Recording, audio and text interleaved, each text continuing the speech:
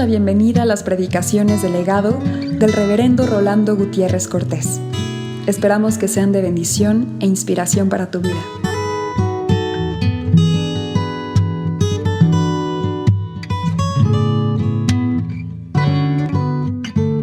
Hebreos 1, del 5 al 14, donde dice: porque a cuál de los ángeles dijo Dios jamás: mi hijo eres tú, yo te he engendrado hoy, y otra vez: yo seré a él padre y él me será a mi hijo.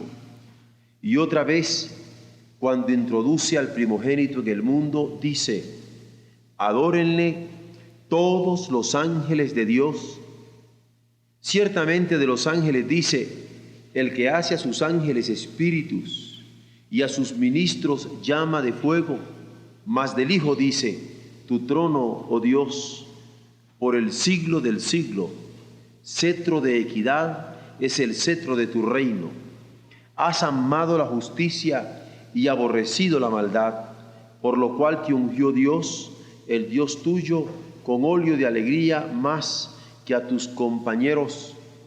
Y tú, oh Señor, en el principio fundaste la tierra, y los cielos son obra de tus manos. Ellos perecerán, mas tú permaneces, y todo ellos se envejecerán como una vestidura, y como un vestido los envolverás, y serán mudados. Pero tú eres el mismo, y tus años no acabarán. Pues ¿a cuál de los ángeles dijo Dios jamás: siéntate a mi diestra hasta que ponga tus enemigos por estrado de tus pies? ¿No son todos espíritus ministradores, enviados para servicio a favor de los que serán herederos de la salvación? Marcos 3, del 31 al 35, que dice así: vienen después sus hermanos y su madre, y quedándose afuera, enviaron a llamarle. Y la gente que estaba sentada alrededor de él le dijo: tu madre y tus hermanos están afuera y te buscan. Él les respondió diciendo: ¿quién es mi madre y mis hermanos? Y mirando a los que estaban sentados alrededor de él, dijo: he aquí mi madre y mis hermanos. Porque todo aquel que hace la voluntad de Dios, ese es mi hermano y mi hermana y mi madre. En este pasaje quisiera yo basarme en esta noche para discernir sobre un tema de gran consolación espiritual: la inmutabilidad de Cristo. ¿Por qué sobre este tema? Porque Jesús dice: aquel que hace la voluntad de Dios. O en otro evangelio dice: los que oyen la palabra de Dios y la hacen. O en el otro evangelio: todo aquel que hace la voluntad de mi Padre que está en los cielos, ese es mi hermano y hermana y madre. Así dice Marcos, así dice Lucas, así dice Mateo, hablando del criterio fundamental del Hijo de Dios sobre las relaciones familiares que se dan en el reino. Porque Él está mostrando, manifestando, enseñando acerca de esas relaciones familiares que se dan en el reino. Porque al ser del reino, lo identifica como haciendo la voluntad de Dios. no solo conociéndola, sino obedeciéndola para hacerlo. Y esto es toda la historia de la salvación, porque los hijos de Dios han sido conocidos como aquellos que han oído su voz, obedecido su voz, haciendo, cumpliendo su santa voluntad. Para ubicarnos en el historial bíblico, basta recordar que Adán, el primer hombre creado por nuestro Dios, va a pecar. Y como dice el apóstol Pablo, el pecado entra por un hombre. Pero cuando Adán peca, cuando el hombre peca, Dios aparece diciéndole que de su simiente habría de nacer quien habría de quebrantar la cabeza de la serpiente. Ahora, esta palabra es palabra de Dios. Esta palabra es promesa de Dios. Y esta palabra de Dios, que es creadora, se va a convertir en promesa de Dios, que es redención, porque la misma palabra que había creado el mundo y todo lo que lo dice, es la misma palabra que ahora en promesa va a ser confiada al hombre como su garantía de redención. Porque ciertamente había pecado, pero ciertamente estaba recibiendo de parte de Dios promesa para ser redimido en determinado momento. Cuando hablamos de la inmutabilidad de Jesucristo, es decir, que no se puede cambiar, queremos percatarnos de varios detalles. El primero, cuando hablamos de esta inmutabilidad, estamos descansando en la inmutabilidad de Jehová en sus promesas. En su revelación a Israel le va a decir: porque yo Jehová no cambio. Por esto, hijos de Jacob, no habéis sido consumidos. Porque yo Jehová no cambio. Es la palabra que da al profeta Miqueas para que se la dé a su pueblo.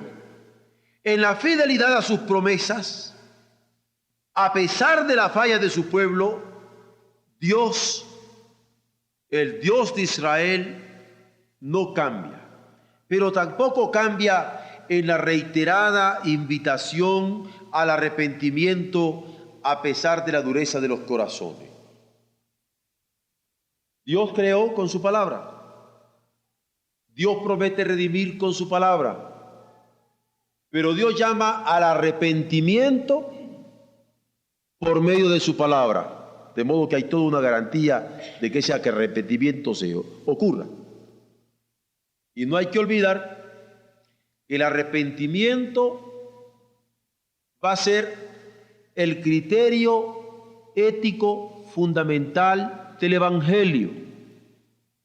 La buena noticia de Dios, la buena nueva de Dios, el Evangelio de Dios, va a tener como criterio fundamental el arrepentimiento. Por eso decía: arrepentidos, creed al Evangelio. Juan. Por eso decía: arrepentidos, creed al Evangelio. Jesucristo. Por eso cuando Jesús muere, los apóstoles van a continuar diciendo: arrepentidos y bautícese cada uno.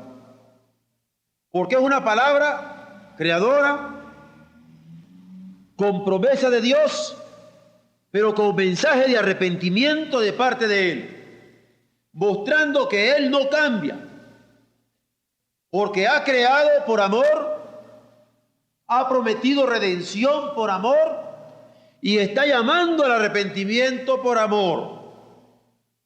Por eso en el profeta Miqueas va a decir: porque yo Jehová no cambio, por esto, hijos de Jacob, no habéis sido consumidos. Y se podría repetir esa palabra en el Nuevo Testamento. Porque yo no cambio por esto. Hombres creados por mí, no habéis sido consumidos, sino que ahora tendréis la oportunidad de la vida eterna. De manera que el primer elemento de inmutabilidad que vamos a encontrar es el del mismo Dios que no cambia.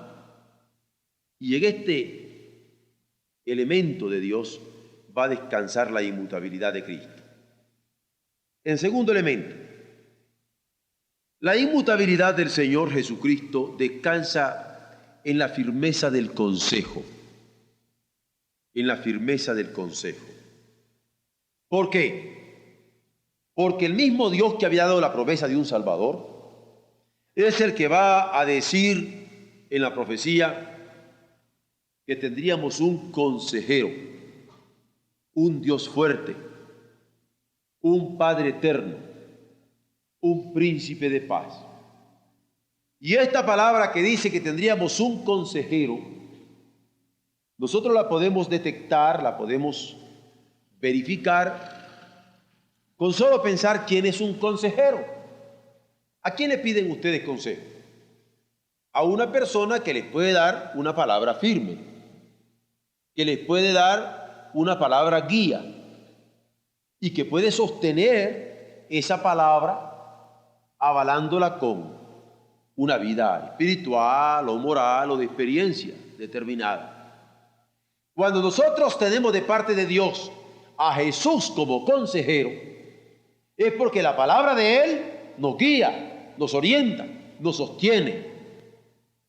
Y realmente nos lo dio en Jesucristo. Ahora, vamos a nuestro estudio. Dios continúa mostrando su amor al hombre que había manifestado al crearlo y tomarlo como la corona de su creación, que había manifestado cuando le da la promesa de redención después del pecado, que lo ha manifestado a través de la historia, cuando a pesar del pecado continúa llamándolo al arrepentimiento a través de los profetas. En los profetas también le está diciendo que habrá de darle un consejero, y en la firmeza de su consejo nos hace ver la firmeza de su palabra, que permanece para siempre.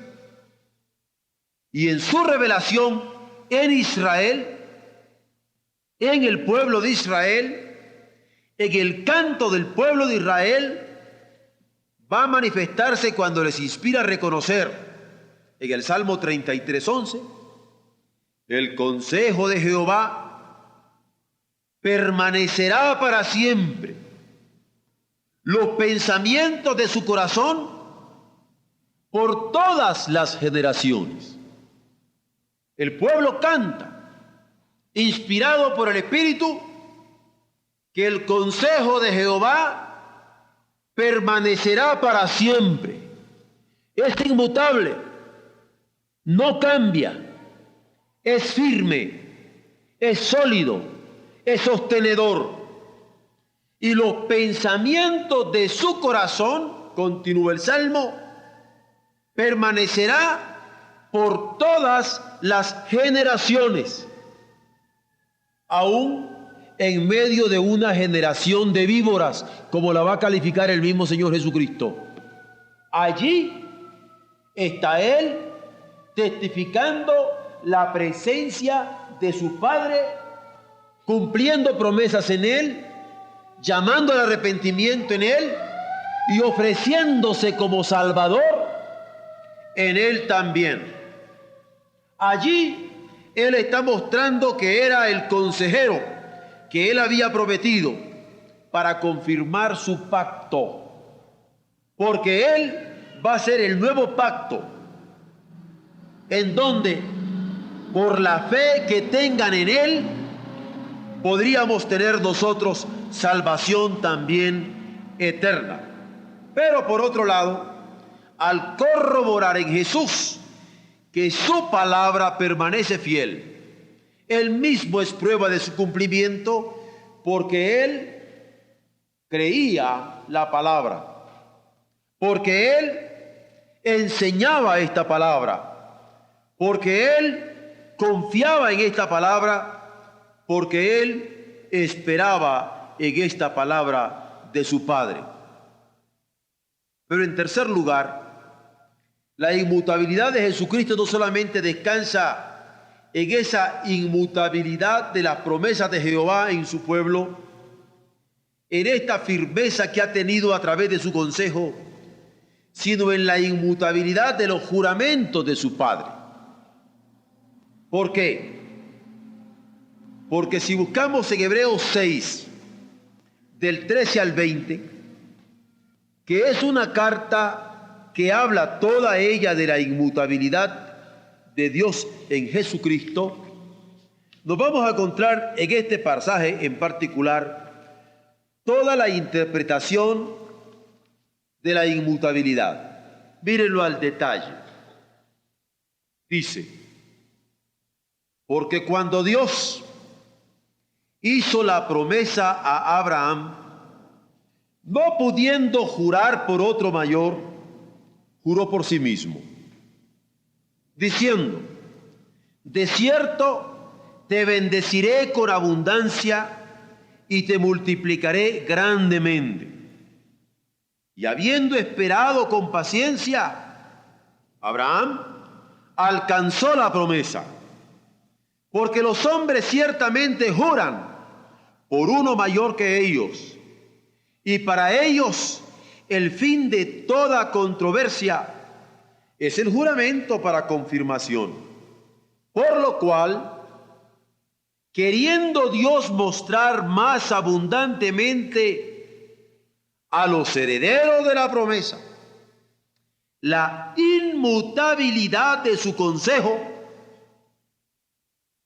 interpuso juramento para que por dos cosas inmutables, en las cuales es imposible que Dios mienta, tengamos un fortísimo consuelo los que hemos acudido para asirnos de la esperanza puesta delante de nosotros, la cual tenemos como segura y firme ancla del alma, y que penetra hasta dentro del velo, donde Jesús entró por nosotros como precursor, hecho sumo sacerdote siempre y para siempre, eterno, según el orden de Melquisedec. ¿Por qué?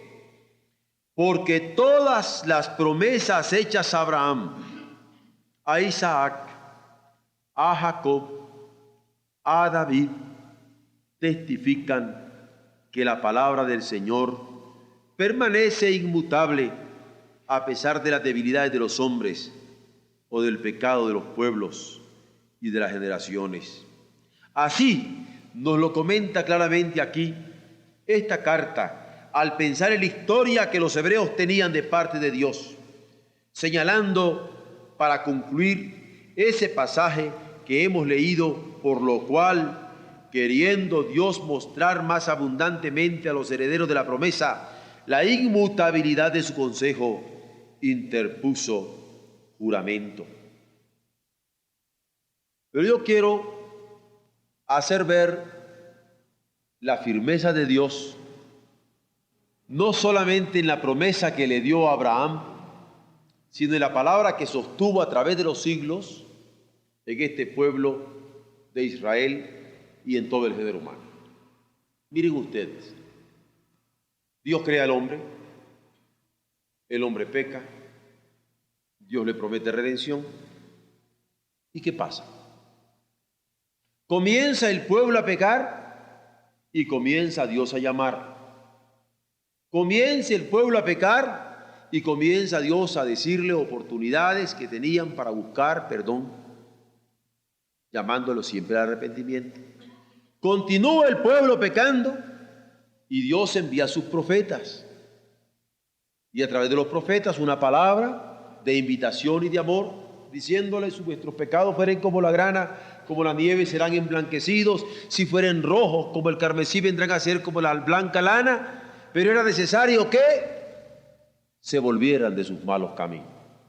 Pero cumplido el tiempo, dice que va a aparecer un hombre que es el más grande profeta entre todos los hombres, llamado Juan el Bautista, un grande, va a señalar y a decir: he aquí el Cordero de Dios que quita el pecado del mundo. ¿Se acuerdan? Señalando a Jesús. La carta a los Hebreos nos lo podría comentar diciendo: Dios, habiendo hablado a nuestros padres en otros tiempos, a través de la ley, a través de los sacrificios, a través de los profetas, en los postreros tiempos nos ha hablado por el Hijo. Porque su palabra, que había sido dada en las tablas de la ley, escritas, que había sido dada a través de los profetas, hablada, en estos postreros días, esa palabra se ha hecho carne, porque el verbo se hace carne, para hablar a cada uno de nosotros como hombres. Podríamos usar otra imagen. Dios ha hablado a través de muchas maneras, pero en un momento dado hay un punto que se llama Jesús de Nazaret, en donde habla a todo el género humano para que se arrepienta a Él y venga. Esto es lo que recoge Pablo cuando dice: yo mismo no pretendo haberlo ya alcanzado, pero una cosa hago, prosigo al blanco, al premio de la soberana vocación de Dios, porque Dios Rey y soberano llama. Pablo, Pedro, Juan, María, Matilde, llama a través del Hijo, la palabra que se ha hecho carne. Y en ese punto que nosotros lo tenemos centrado en la cruz del Calvario, hay una voz que resuena, voz eterna, a través de los siglos, por las edades. Esta es la voz de Dios, que se ha hecho carne en Jesucristo y que llama la vocación soberana. Por eso dice: el premio de la soberana vocación de Dios, ¿en quién? En Cristo Jesús, Señor nuestro. Ahora, permítanme retomar el Evangelio. Porque Jesús, que viene a nacer de una virgen, que viene a crecer, que viene a desarrollarse, que viene a predicar, que viene a sanar, hay un momento que va a decir, antes de morir, va a decir: yo soy la resurrección y la vida. Nadie viene al Padre si no es por mí. Yo soy la resurrección y la vida. El que cree en mí, aunque esté muerto, vivirá. Pero él dice: yo soy la resurrección y la vida. ¿Por qué dice yo soy la resurrección y la vida? Si no había muerto. ¿Cómo puede decir yo soy la resurrección y la vida? Porque Dios había hablado a Adán, el primer Adán, diciéndole: de la simiente de acá va a nacer el que habrá de quebrantar la cabeza de la serpiente. Y esa palabra viene, permítanme usar una figura, como subterránea, como por debajo de la historia. Esa es la palabra que viene. Entre tanto, Él está hablando de muchas maneras a los hombres para que se arrepientan, pero esa promesa viene, y de repente se hace carne en Jesucristo. Y nace en Jesucristo. Porque un niño nos es nacido. Porque la Virgen habría de concebir. Hijo nos es dado. Porque somos salvos por el Hijo. Dios, habiendo hablado a nuestros padres por los profetas de los postreros tiempos, nos ha hablado por el Hijo. De tal manera amó Dios al mundo que ha dado a su Hijo, y se ha dado en su Hijo unigénito, para que todo aquel que haya creado no se pierda, mas tenga vida eterna. Pero bien, viene esa palabra y se hace carne en Jesucristo. Y cuando todos están buscando cómo entender a Jesús de Nazaret y todo lo que él hacía, qué significaban aquellas cosas que él hacía porque estaba Dios con él, él les dice: yo soy la resurrección. Es decir, por un hombre había entrado el pecado, la muerte, pero ahora en él entraba la vida. Era la resurrección. Por el hombre había entrado el pecado, pero por la palabra de su Padre, ahora encarnada en él, estaba la resurrección. Él era la resurrección.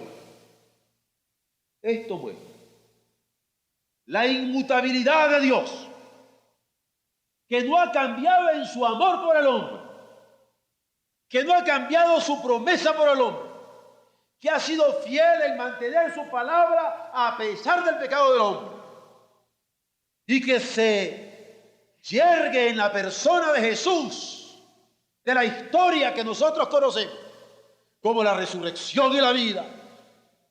Por eso es que en la carta a los Hebreos va a decir: este es el que era ayer, y es hoy, y por los siglos.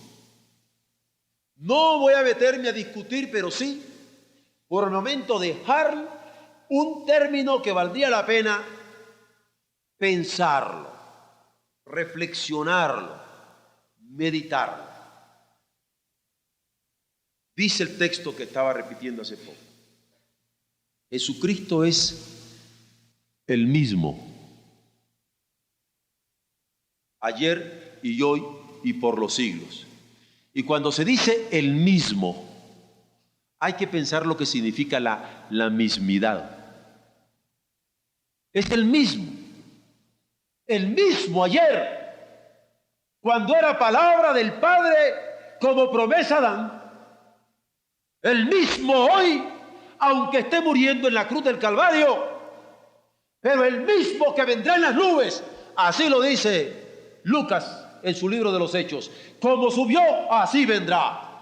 Es el mismo ayer, es el mismo hoy y es el mismo por los siglos.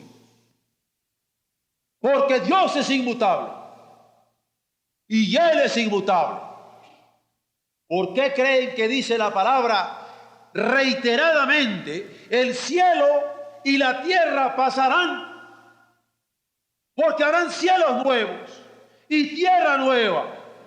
Pero mi palabra no pasará, porque la inmutabilidad,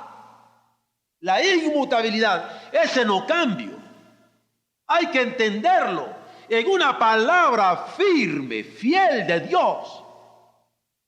Palabra que ha sido fiel siendo oral, palabra que ha sido fiel siendo escrita, palabra que es fiel siendo encarnada, y palabra que es fiel ahora que la predicamos, porque predicamos al verdadero y la verdad del verdadero para la redención de los hombres. Esta es la inmutabilidad de nuestro Señor Jesucristo, porque la inmutabilidad de Dios se manifiesta en la persona del Hijo. Vean ustedes el pasaje que hemos leído en Hebreos 1, del 5 al 14. Vean ustedes, después de haber escuchado y de haber reflexionado sobre este asunto, cuando dice: ¿a cuál de los ángeles dijo Dios jamás? Está comenzando la carta a los Hebreos. Mi hijo eres tú. Y yo expliqué lo que significaba eso. Yo te he engendrado hoy. Aquí San Agustín el Extraordinario decía: engendrado, no creado. Es unigénito. Y otra vez: yo seré a él padre, y él será a mi hijo. Y otra vez, cuando introduce al primogénito en el mundo, dice: adórenle, y solo se adora a Dios. Todos los ángeles de Dios. Ciertamente de los ángeles dice: el que hace a sus ángeles espíritus y a sus ministros llama de fuego. Del Hijo dice: tu trono, oh Dios, por el siglo del siglo. Cetro de equidad es el cetro de tu reino.